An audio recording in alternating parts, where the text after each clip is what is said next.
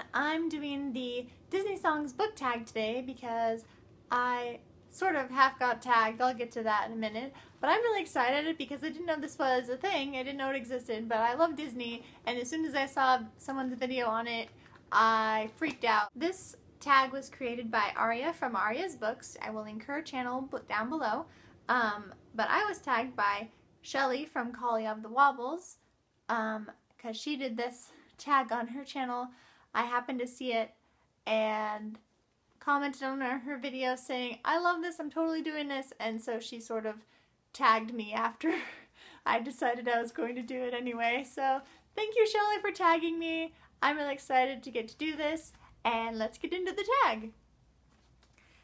It's just 11 questions with titles of Disney songs and a relating bookish question that relates to the title. I added a 12th bonus question that I couldn't resist, so surprise ending at the end. You'll have to stay tuned for that bonus question. So the first Disney song we are going through is A Whole New World from Disney's Aladdin, and the question is, what book made you see the world differently? So I feel like this might be a cliche answer that a lot of people might do, but I chose The Fault in Our Stars by John Green because none of my other books I feel like really fit. I chose this one because I'd never really read a book about cancer before. I tend to avoid books like that, but because of all the hype, I must admit, I did eventually read it, and I did really like it, and it just gave me a whole perspective of what actually people go through who have this disease, because I didn't really have much experience with that. The second Disney song is Collegeville. What is your favorite book villain? So I had a few I could have done for these, but in lieu of repeating the same book for like half the questions, I chose Olaf from the series of Unfortunate Events books by Lemony Snicket. He is awful. He's a horrible character. I mean, he's a horrible person, but I still love his character because he's still, it's like, you can't believe he gets away with what he gets away with, but he still entertains you at the same time. So like, the situations irritate you, but his character is still amusing because you're like, this is so ridiculous, you're crazy, it's entertaining. I chose him because he was a villain, he was a bad guy, but I enjoyed his character. Like, he was amusing to me even when I wasn't liking what he was doing. He was still amusing to me. The next Disney song is number 3, I Won't Say I'm in Love from Disney's Hercules. This is a book that is your guilty pleasure, or a book that you don't like to admit that you have loved or still love. And of course I chose Twilight by Stephenie Meyer. I am not really ashamed to admit I love this, but out of all the books I have and love, this is probably the one that would be construed as most embarrassing now, since the hype of this series is kind of past, come and gone. But I still love it. I'm not ashamed to say that I would be happy to reread this still at 25 years old and far out of high school.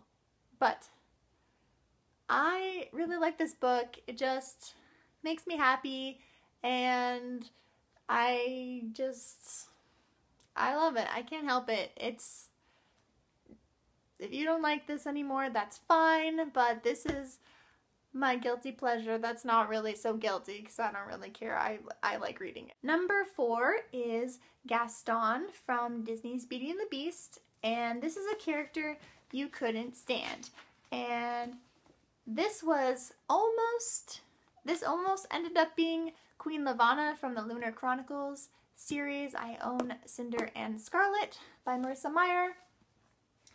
But I decided that because Queen Lavanna's character was so interesting, even though she was like completely evil and everybody hates her, her character was still really interesting with like how her powers worked and how she always had her face covered and all that.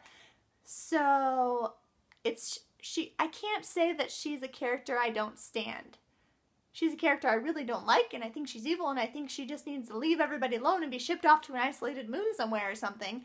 But still, her character is interesting, and I think she really drives the plot and is a crucial character in helping the plot develop and being that really ultimate villain that helps the story progress. So I couldn't say I couldn't stand her as a character, but I can't stand her as a person, if that makes sense. So, all that to say, I ended up choosing an old favorite villain from when I was younger, and I chose Hattie from Elle Enchanted by Gail Carson Levine. This is one of my favorite books growing up. I could have used this book for several of these questions, but I chose it for villain because Hattie is awful. Like, she is a horrible little girl that needs to be spanked, and I just needed her to go away. This whole book, she was so irritating, but she lost in the end, so ha! Spoilers. Anyway, I love this book. I hate Hattie, but she is kind of one of the main antagonists, so I can understand why she needed to be in there, but still, yeah. If you haven't read this book, I highly, highly recommend it. This is one of my favorite books ever of all time. Elle Enchanted by Gail Carson Levine. Just read it. It is a fabulous, loose retelling of Cinderella, middle grade awesomeness. So check it out, guys. Check it out. After my gushing, we have number 5 is Part of Your World from Disney's The Little Mermaid. This is a book universe you wish you could live in, and I chose Narnia from the Chronicles of Narnia. I just love this magical land.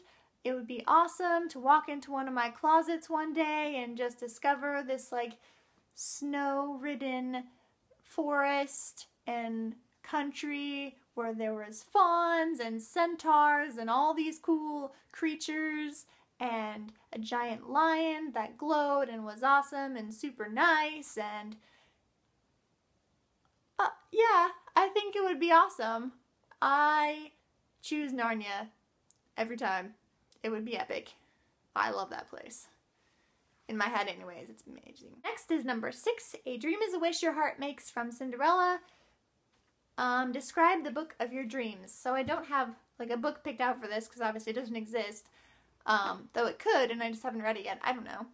But basically, like, the most ideal book in my head is a fantasy, because that's usually what I gravitate towards, me being a deep lover of fairy tales, all things fairy tale retellings, etc. So probably fantasy, probably not high fantasy. I haven't read too much of that. I don't usually enjoy the super detailed, like, tons of characters and tons of, like, setting description and all that stuff. Just a good old enjoyable classic fantasy with a lot of humor, because it is rare when a book makes me laugh out loud, and I love that. When I find a book that does that for me, it major bonus points for that. So a fantasy, really funny, witty characters. I like smart characters, intelligent characters that have that wit, that comebackness that they can do. I love the banter. I love book banter. It is the greatest thing. Seriously. Just lovable characters, sidekicks, like, I don't know, a great villain that you can still enjoy hating. Not too short, not too long, like more than 300 but less than 600, maybe 500, maybe somewhere in there, I don't know. What else? Obviously, adventure, some romance would be good. I'll know it when I read it. It would be impossible to write the perfect book, so that's just some of the things I really enjoy in books. This amazing book deserves an amazing cover. Number 7's song is Someday My Prince Will Come from Disney's Snow White. And this is, what fictional character would you marry if you could?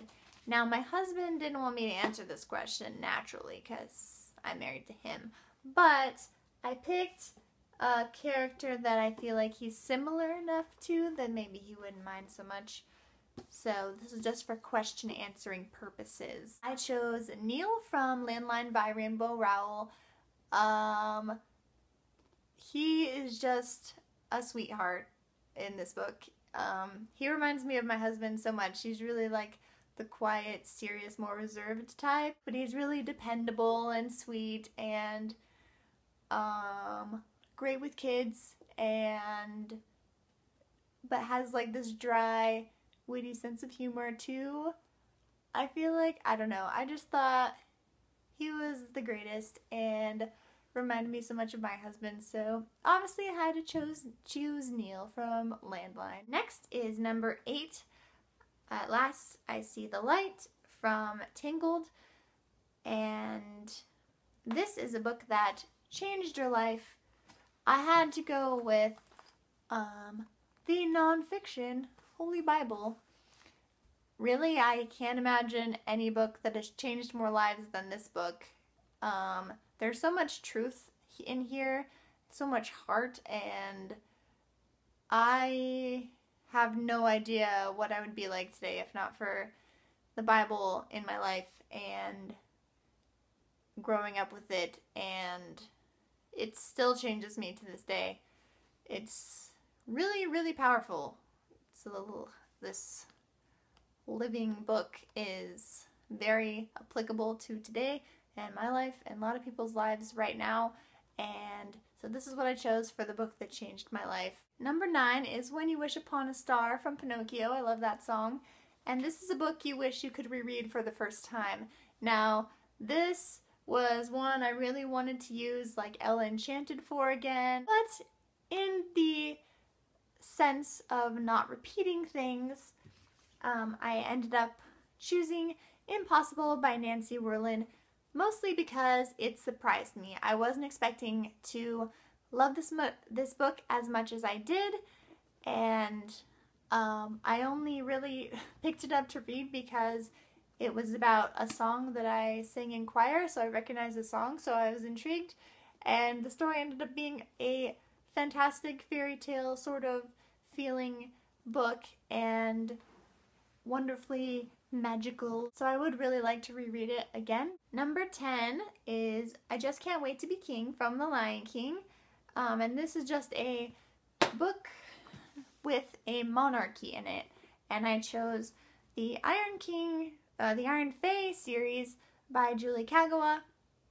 This obviously has the summer and winter Fae courts in it with all their kings and queens and princes and stuff in it, and I had to fit this series in somewhere because I love this series. I have all of the books down here. You can't really see them, but I have all the books in the series so far, and I really enjoy it. I still enjoy it, even though I haven't read it again yet. Next is number 11, which is Colors of the Wind from Pocahontas, and this is a colorful book, a book with a beautiful and colorful cover, and I chose Tiger's Voyage by Colleen Houck. It is purple. Purple's my favorite color, and it is gorgeous, and look at that. So pretty. I can't get over it. And it has purple on the end papers as well. So I chose this, but now that I think about it, I would also like to choose Serafina by Rachel Harmon, which I just finished and loved, and also because of the purpleness. Can we just, don't they look beautiful next to each other? Besides for the height difference, I mean, like, seriously, just, ugh, so much love. Purple books are the best. So I decided to choose 2 books for the most beautiful and colorful covers, Colors of the Wind, and this one actually works better because this is kind of has like a rainbow effect on the cover. I don't know if you can see that, but if you have this version of Serafini, you know what I'm talking about, you know. That was it for the regularly assigned scheduled program of the tag. Now, I wanted to add a bonus question because I had to include Frozen in here somewhere because it has become a modern classic in my book. Like, I cannot watch that movie enough times, seriously. So the song I chose from Frozen is Love is an Open Door because every time that song comes on, I squeal and it makes me so happy. And so the question, the bookish question that I'm going to use for that song is, what book just makes you like giddily happy? Like it just makes you happy to read it. You just love it. And since I was trying not to reuse like Ella Enchanted by Gail Carson Levine and some of the others, I went with The Two Princesses of Bamar by Gail Carson Levine. Like seriously, she is one of my all-time favorite authors. She just writes the most amazing, beautiful stories and wonderful characters, and I love all her books. And this is a close second favorite of her books under Ella Enchanted, only slightly, and this just makes me happy when I read it, along with Ella Enchanted, but this makes me happy when I read it. It's a middle grade fairy tale like type book again, and it just makes me happy. So yeah, that is my Disney song book tag. I hope you enjoyed. I would like to tag anybody who is watching this and loves Disney. Do this video. It is super fun. It really makes you think. You don't know how long it took me to like decide on books because what I own is a lot limited from what I've read. So it took me a while to decide, but it really makes you think, and I really liked that. It really, I like how we can join Disney to our other love of books. And you guys, if you like Disney in the slightest, you should definitely give it a try. You may use my bonus question if you would like, number 12, Frozen themed, just for kicks. Tell them Brianna sent ya, and read more books.